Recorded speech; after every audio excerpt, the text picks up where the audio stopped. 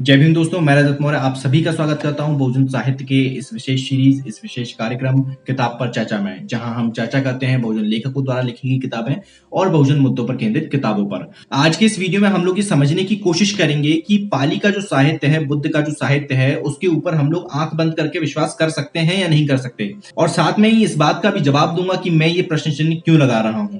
और इससे पहले भी कई सारे विद्वानों ने ये प्रश्न चिन्ह लगाए हैं पाली साहित्य के ऊपर, आप लोगों को शायद नहीं पता होगा। शुरुआत करने से पहले आप सभी से मेरा निवेदन है कि वीडियो को पूरा देखिएगा, चैनल को जरूर सब्सक्राइब कर लीजिए ताकि आने वाले सभी वीडियो का नोटिफिकेशन आप लोगों तक पहुंच सके। अगर आप लोग बहुजन साहित्य की आर्थिक मदद करना चाहते हैं, जो कि बेहद जरूरी है, यहाँ स्क्रीन पर आपको डिटेल्स शो हो रहे होंगे, उसके माध्यम से आप जितनी चाहें उतनी समर्थन राशि हमें भेज सकते हैं। भारत का जो इतिहास है उसमें विदेशी यात्रियों की बहुत बड़ी और अहम भूमिका है। जब भी हम बात करते हैं विदेशी यात्रियों की, तो चीन के जो यात्री रहे हैं, जो चीन से जो भारत आए थे बुद्ध की तलाश में, या बुद्ध के जो लिटरेचर है, जो उनके साहित्य है, उनकी तलाश में, उनका जिक्र बहुत प्रमुखता से होता है, जिनमें बहुत अहम नाम है फाहियान। इसके अलावा इत्सिंग और हानसांग का भी नाम लिया जाता है। लेकिन आज हम फाहियान की जो भारत यात्रा है उस किताब के रेफरेंस के साथ आपके साथ बात करेंगे। आप लोगों ने कई बार ये चीज नोटिस की होगी, जो ब्राह्मणवादी लोग हैं, जो दक्षिणपंथी लोग हैं, और वो लोग जो कि बुद्ध के साहित्य से, बुद्ध की शिक्षाओं से, बुद्ध से, सम्राट अशोक से, बाबा साहब से नफरत करते हैं, वो हमेशा ये कोशिश करते हैं, हमेशा उनका ये प्रयत्न रहता है कि किसी भी तरीके से बुद्ध को खारिज किया जाए, बुद्ध की शिक्षाओं को खारिज किया जाए, बुद्ध का जो साहित्य है उसको खारिज किया जाए। उसके लिए फिर वो कई तरह के मनगढ़ंत बातें भी बताते हैं, कई सारी ऐसी चीजें बताते हैं जो कि बुद्ध की जो शिक्षाएं हैं उनके साथ कॉन्ट्राडिक्ट करते हैं। जैसे कि बुद्ध जो है वो समानता के अधिकार के ऊपर बात करते हैं, लेकिन कई बार आपने ये चीज नोटिस की होगी कि जो ब्राह्मणवादी लोग हैं वो ये कहते हुए नजर आते हैं कि बुद्ध खुद ही पुरुष और महिला में भेद करते थे। जो बुद्ध का साहित्य है उसके अंदर महिलाओं को बहुत ही बुरी अवस्था में प्रदर्शित किया गया है, लिखा गया है, उनके बारे में बहुत गलत चीजें, अनर्गल चीजें लिखी गई हैं। इसी तरह सम्राट अशोक के बारे में भी कुछ किंवदंतियां हैं, जैसे कि उन्होंने अपने 99 भाइयों को मारा था, तब जाकर सत्ता उनके हाथ में आई थी। इसी तरह की एक और कहानी चलती है कि कलिंग के युद्ध में 1 लाख से भी ज्यादा लोग मारे गए थे, और फिर वहां से सम्राट अशोक का हृदय परिवर्तन हुआ और वो बुद्ध की शरण में चले गए। पहले हम लोग ये समझ लेते हैं बुद्ध का जो साहित्य है और पाली का जो साहित्य है वो कितना व्यापक है। इस किताब के रेफरेंस के साथ मैं बात कर रहा हूं। किताब का नाम है बुद्ध की तलाश में चीनी बौद्ध यात्री फाहियान की भारत यात्रा। इस किताब के पेज नंबर 67 पर लिखा हुआ है कि बौद्ध धर्म में मुख्य निकाय 4 थे, उन्हीं के भेद 18 होकर 18 निकाय कहलाते हैं। वे 4 मुख्य निकाय ये थे। आर्य संघिक निकाय, इस निकाय में अवान्तर भेद 7 हो गए थे, जो पृथक पृथक निकाय के नाम से प्रख्यात थे।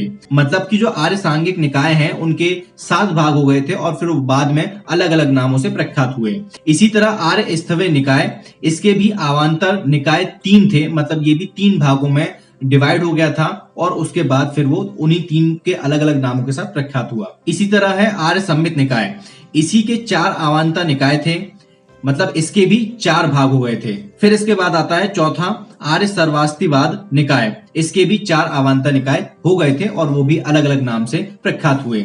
अब इस चीज को समझ लेते हैं कि इन चारों जो निकाय थे उनमें कितने कितने श्लोक थे। ये अवान्तर निकाय ही उस वक्त 18 निकाय कहलाते थे। इनके विनय में भी कुछ क्रम भेद, पाठ भेद और क्रियाकलाप भेद था। इन चारों निकायों के त्रिपिटक के सूत्रों, गाथाओं यानी कि श्लोकों आज की भाषा में, की संख्या भी निम्नलिखित थी। आर्य सांघिक निकाय में 1 लाख सूत्र थे या श्लोक थे। आर्य स्थवे निकाय में 1 लाख सूत्र या श्लोक थे। आर्य सम्मित निकाय में 2 लाख सूत्र या श्लोक थे।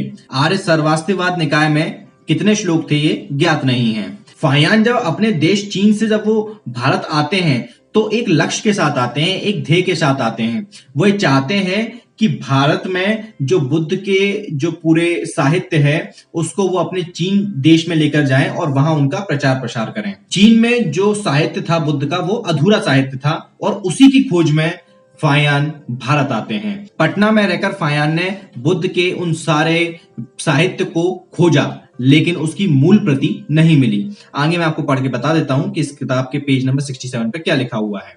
पटना में रहकर फाहियान ने विनय पिटक की बड़ी खोज की और कड़ी मेहनत से उसे यहाँ निम्नलिखित ग्रंथ हाथ लगे। महासांगिक निकाय का विनय पिटक, एक और अज्ञात निकाय व विनय नाम नहीं दिया है। सर्वास्तिवाद निकाय का विनय पिटक, संयुक्त धर्म हृदय एवं एक और अज्ञात निकाय का सूत्र पिटक, परिनिर्वाण वैपुल्य सूत्र, महासांगिक निकाय का अभिधर्म पिटक। अब इस चीज को समझना होगा कि इसमें जैसे कुछ के जो निकाय हैं उनके नाम तक नहीं दिए गए हैं। पटना में रहकर फायान ने मात्र ग्रंथों को एकत्र ही नहीं किया, अपितु 3 साल वहां रहकर उसने संस्कृत के ग्रंथों का अध्ययन किया और विनय पिटक की प्रतिलिपि तैयार करके ले गए। अब इस चीज को समझना पड़ेगा कि फायान भारत कब आते हैं। फायान भारत आते हैं 399 ईस्वी से 414 ईस्वी के बीच में। लेकिन जब वो यहाँ आते हैं तो उन्हें क्या मिलता है? जो बुद्ध का साहित्य है वो उन्हें संस्कृत भाषा में मिलता है, ना कि पाली भाषा में मिलता है। और इसीलिए फायान ने पटना में रहकर संस्कृत सीखी, संस्कृत का अध्ययन किया। उसके बाद विनय पिटक को उन्होंने अपनी भाषा में ट्रांसलेट किया और फिर वो उसके बाद यहां से लेकर गए। यही क्रम फिर 8वीं और 9वीं सदी के बाद भी लगातार जारी रहा।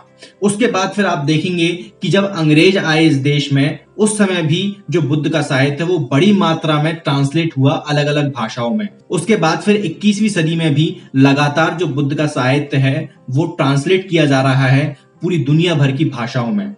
इतनी सैकड़ों बार जब किसी साहित्य को ट्रांसलेट किया जाता है तो उसमें मिलावट होना बहुत स्वाभाविक बात है। लेकिन मैं उस मिलावट की बात नहीं करूंगा, मैं यहां पर दूसरी मिलावट की बात कर रहा हूं। मैं यहां बात करूंगा कि 4वीं और 5वीं सदी में क्या जरूरत पड़ी कि जो पाली का साहित्य है उसको संस्कृत भाषा में ट्रांसलेट किया गया।